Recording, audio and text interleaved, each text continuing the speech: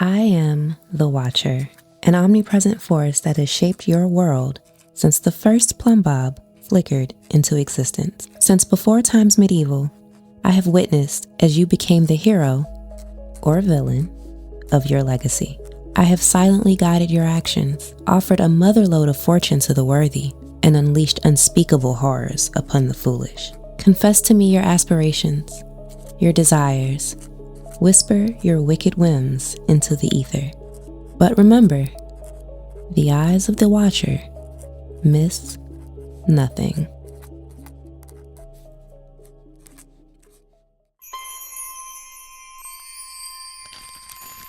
Dear Watcher, I might have accidentally married a stranger for money. Okay, it wasn't an accident, but let me explain. A few weeks ago, I went on a date with a woman named Eliza Hastings. We met at this cute little cafe. She ordered the most complicated drink on the menu and then made the barista remake it twice. The cafe worker was so visibly frustrated that I almost felt sorry for her.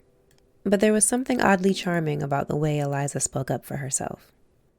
Unfortunately, she didn't say much else that night. At least not to me. She spent most of our time excitedly scrolling Simstagram, occasionally pausing to point out a new SimTalk trend before snatching her phone away. Her attention only mine for a moment before once again becoming locked in the doom scroll. After we ate, I drove Eliza home, certain I wouldn't hear from her again. But that's when I got a call from an unknown number. A woman. Eliza's aunt? Or so she said. She told me she'd been watching our relationship. Creepy, right? And that if we got married within the week, I'd inherit a decent chunk of money. Not life-changing, but enough to open the brunch spot that I've been dreaming about for years. All I had to do was get hitched and send over the proof. Easy peasy. I don't normally do reckless things. I like quiet mornings, spent rewatching Baking with Bella while I recreate her creations. I usually stick to a routine, but for once I decided to go with the flow. Eliza and I went on a string of whirlwind dates, and I proposed by the end of the week. She said yes, and we had a tiny last-minute wedding. The money showed up in our account the moment the ink on our marriage certificate dried. At last, I had everything I needed to fund my bistro. I was on top of the world. But then, it got complicated. One thing I didn't count on was Eliza insisting on moving in with me. Of course I refused. I said no countless times. But Eliza doesn't know the meaning of that word. She's got what the kids call main character energy. And it's true what they say about redheads. One argument and a broken fruit bowl later, she was unpacking her yoga mat in my living room. Eliza is very neat, and I am not. And while I respect her desire to create an environment worthy of a digital footprint, I wasn't entirely sure what she meant by that. But I was about to find out. Apparently, it means that everything must always be pristine. The couch cushions must be fluffed, the fridge organized by color. She keeps saying that we need to be ready for guests, but we don't even have guests. I barely have friends. She's taken over the shared spaces, and despite our separate bedrooms, which, trust me, is for the best, she's constantly critiquing my sloth tendencies, as she calls them. I swear, if I leave one cereal bowl out, it's like I've called her mama a llama. Turns out, the reason everything always has to be spotless is because she's been filming everything in the house. She says it's for our couples channel and a brand building opportunity. She even has us staging arguments about my laundry pile. She calls it relatable content. And she's turned it into a whole segment called Pancake Problems. Last week, she mumbled something about pitching it as a reality show called Keeping Up with the Pancakes. And of course, all of this brand building costs tons of simoleons. Designer workout gear, organic juice cleanses. She says we're investing in our future, but it feels like I'm bankrolling a Centrist board. On top of all of that, now she's got another vision. Not for the quaint little brunch spot I've been trying to talk her into. No, apparently she wants to open an art gallery. She's been spending my bistro decor budget on canvases, easels, and expensive art from a shady sim in a trench coat. She even told her friend The museum where we got married would make a better studio than a cultural landmark. When I tell her I would prefer a future of waffles instead of Warhols, she stares right through me as if I am invisible. Even if I wanted to support this dream, Eliza has never had a job, much less run a business. She has no skills that even hint that she'd be good at it. And here's the kicker. Their inheritance, it came with some fine print. If we divorce or even separate within a year, I have to give it all back. I already used half of it to lease a restaurant space. If I walk away now, I lose everything. Meanwhile, Eliza is picking out logos and trying to start a merch line. Not for the restaurant, for our personal brands. I don't dislike my wife, Watcher. In fact, I like being around her when she's not micromanaging my sock drawer. Sure, she's taken away a lot of the time I would have spent dreaming up new desserts, but I don't regret my decision to marry her. She's full of energy and plans and neon-colored smoothies. It's fun having her around, but I do miss my quiet life. When there wasn't someone shoving a camera in my face every time I went to make eggs. When I could spend time dreaming up my next souffle instead of dreaming up thumbnail poses. I knew this marriage would be somewhat transactional, but I didn't sign up to be a Simstagram couple.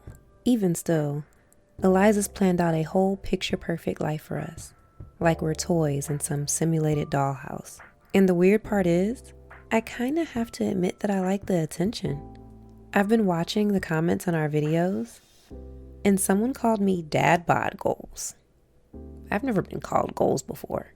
This kind of exposure is good for an up-and-coming bistro, right? I need your help, Watcher. If I tell Eliza to cool it with the influencer stuff, I'll be the bad guy. She could leave me and take her inheritance with her. If I walk away, I still lose the money and the bistro. But if I stay, will I be the same Bob Pancakes in a year? And if I'm not, is that such a bad thing? Now, Bob, marrying Eliza Hastings for her inheritance was a bold move. One, I'll admit I didn't expect you to have the confidence to pull off. I love this for you. For us. Not because it was a good idea, but because I was looking for a new reality show to hate watch. And this is something that's going to have me sad. Bob, you sweet summer child. You are not the first sim to confuse chemistry for compatibility, nor will you be the last. The spark of attraction is thrilling, I know, especially when it comes gift wrapped in green juice, Lululemas, and expensive hair extensions. You say she's not the woman you thought she was. But was she ever? Or were you blinded by her girl boss energy and suspiciously fast-talking aunt? You say you yearn for the stillness of your old loner life, but you crave something more than endless cozy brunch dates in the garden. And you know it.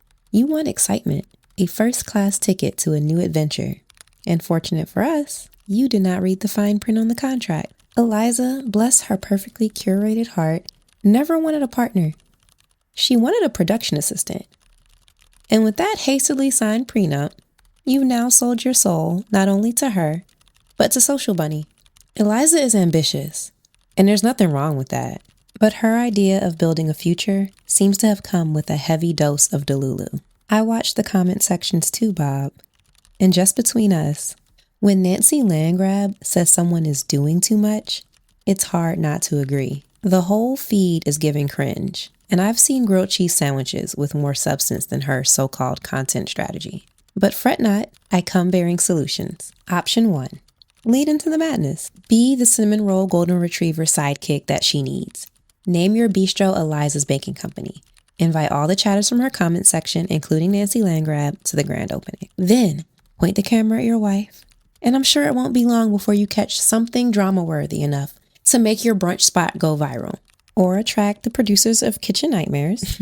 Either way, drama plus engagement equals simoleons. Option number 2, walk away in a blaze of glory. What does the algorithm love more than a cute cooking video? A cute couples cooking video. Set the camera up, turn up the flames, literally, and let them consume everything, even Eliza. Make a harrowing escape, and then open up a new bistro with the insurance money and use the found footage to garner sympathy and support for the new location. What's great about options 1 and 2 is that you can do both. Option number 3. This one I'm going to call in sickness and in health. Pretend everything is fine. Eliza likes smoothies, right? Being the good husband you are, of course you would offer to make Eliza's morning smoothie for her, right? It'll take something off of her hands in the morning. One less thing she has to think about, you know? Somehow, instead of matcha powder, you brought plasma powder.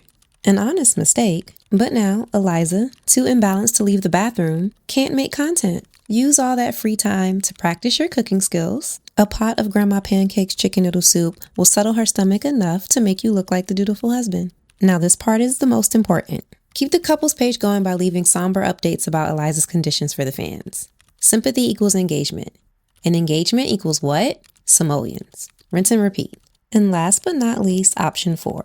I've heard that swimming pool content is all the rage on Sims Talk. Ladders are cringe though. Tell her that the wall that you're building around the pool is going to help her aura farm. The kids know what that means. But you see where this is going, right? I'm sure I don't have to explain any further. And as always, for insurance purposes, don't forget to set up the camera. Now, are some of my proposed solutions a bit drastic? Sure. But Bob, have you noticed that everything you like about Eliza has to do with how unapologetically self-centered she is? She's not afraid of the spotlight, even when it brings negative moodlets and attention. You've always called yourself boring. But boring Sims don't take risks, and they certainly don't marry social media influencers on a whim for their money. You, Bob, aren't doing it for the gram. You're doing it for the plot. Your choice is not between your bistro and Eliza. It's between the validation you not so secretly seek or being stuck as a sidekick in Eliza's highlight reel, when you could be creating your own. Whichever path you take, I'll be watching and rooting for a dramatic finale. Do me a favor, Bob. Make it worthy of a reunion episode, or at least a spin-off series. Okay?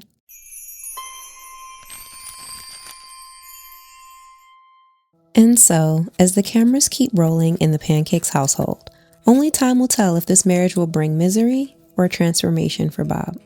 Will Bob find his own voice by any means necessary? Or will he dim his light to support Eliza's dreams? Let me know what you think in the comments. As one man asks himself, is marriage worth the cost? Another gave up not only his dreams, but his whole identity, not for love and a country club membership as it would appear, but to take down a criminal dynasty spanning generations.